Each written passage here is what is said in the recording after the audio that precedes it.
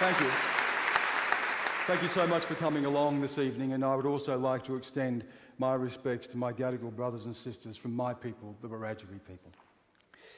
In the winter of 2015, Australia turned to face itself. It looked into its soul and it had to ask this question: who are we? What sort of country do we want to be? And this happened in a place that is most holy, most sacred to Australians. It happened on the sporting field, it happened on the football field. Suddenly the front page was on the back page, it was in the grandstands. Thousands of voices rose to hound an Indigenous man, a man who was told he was an Australian, a man who was told he was an Australian of the Year. And they hounded that man into submission.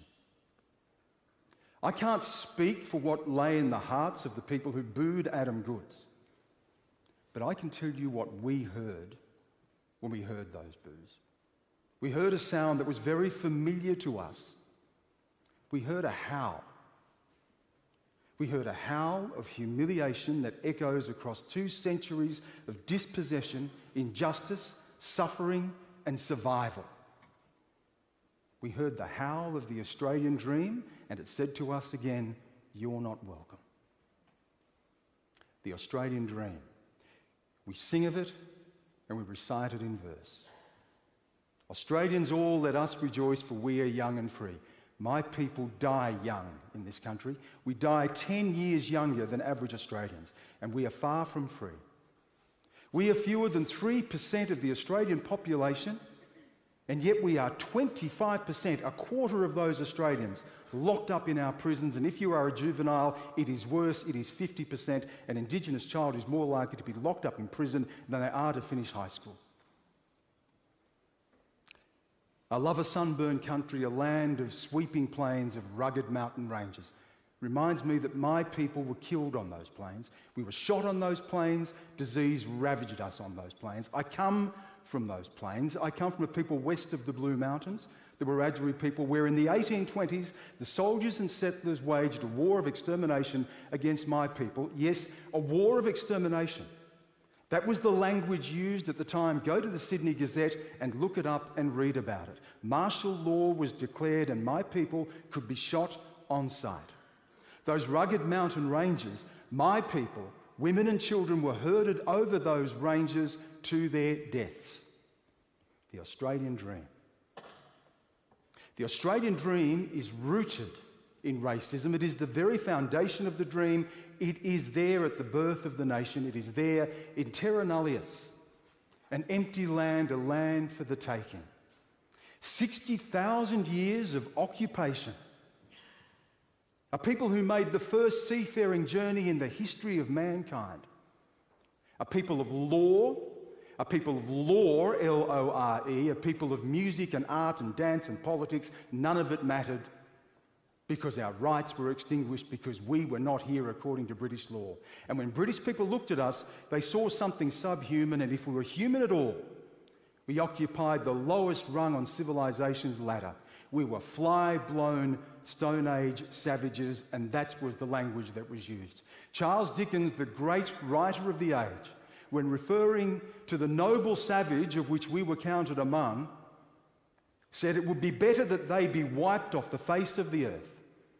Captain Arthur Phillip, a man of enlightenment, a man who was instructed to make peace with the so-called natives in a matter of years, was sending out raiding parties with the instruction, bring back the severed heads of the black troublemakers. They were smoothing the dying pillow. My people were rounded up and put on missions from where, if you escaped, you were hunted down, you were roped and tied and dragged back. And it happened here. It happened on the mission that my grandmother and my great-grandmother are from at Warringezda on the Darling Point at the Murrumbidgee River. Read about it. It happened. By 1901, when we became a nation, when we federated the colonies, we were nowhere. We're not in the Constitution, save for race provisions, which allowed for laws to be made that would take our children, that would invade our privacy,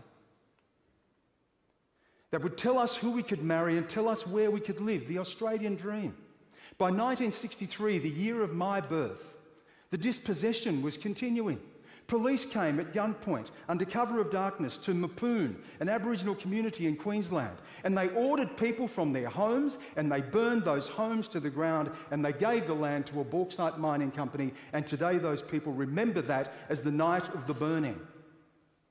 In 1963, when I was born, I was counted among the flora and fauna, not among the citizens of this country. Now, you will hear things tonight, you will hear people say, but you've done well. Yes, I have.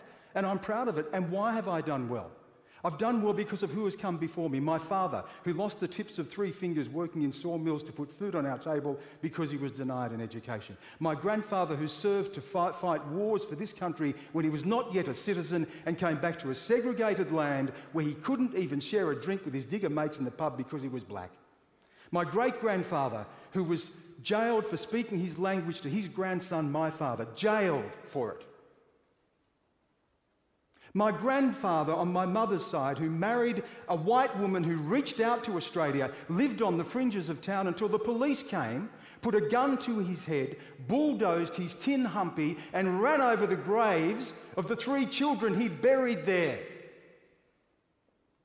That's the Australian dream. I have succeeded in spite of the Australian dream, not because of it, and I've succeeded because of those people. You might hear tonight, but you have white blood in you. And if the white blood in me was here tonight, my grandmother, she would tell you of how she was turned away from a hospital giving birth to her first child because she was giving birth to the child of a black person.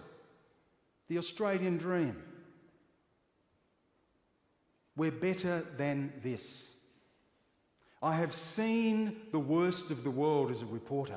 I spent a decade in war zones from Iraq to Afghanistan and Pakistan. We are an extraordinary country. We are in so many respects the envy of the world. If I was sitting here where my friends are tonight, I would be arguing passionately for this country. But I stand here with my ancestors and the view looks very different from where I stand.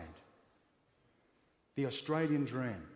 We have our heroes. Albert Namatjira painted the soul of this nation. Vincent Lingiari put his hand out for Gough Whitlam to pour the sand of his country through his fingers and say, "This is my country." Kathy Freeman lit the torch to the Olympic Games, but every time we are lured into the light, we are mugged by the darkness of this country's history. Of course racism is killing the Australian dream. It is self-evident that it's killing the Australian dream. But we are better than that. The people who stood up and supported Adam Goodes and said no more, they are better than that. The people who marched across the bridge for reconciliation, they are better than that. The people who supported Kevin Rudd when he said sorry to the stolen generations, they are better than that. My children and their non-Indigenous friends are better than that. My wife, who is non-Indigenous, is better than that. And one day I want to stand here and be able to say as proudly and sing as loudly as anyone else in this room, Australians all, let us rejoice. Thank you.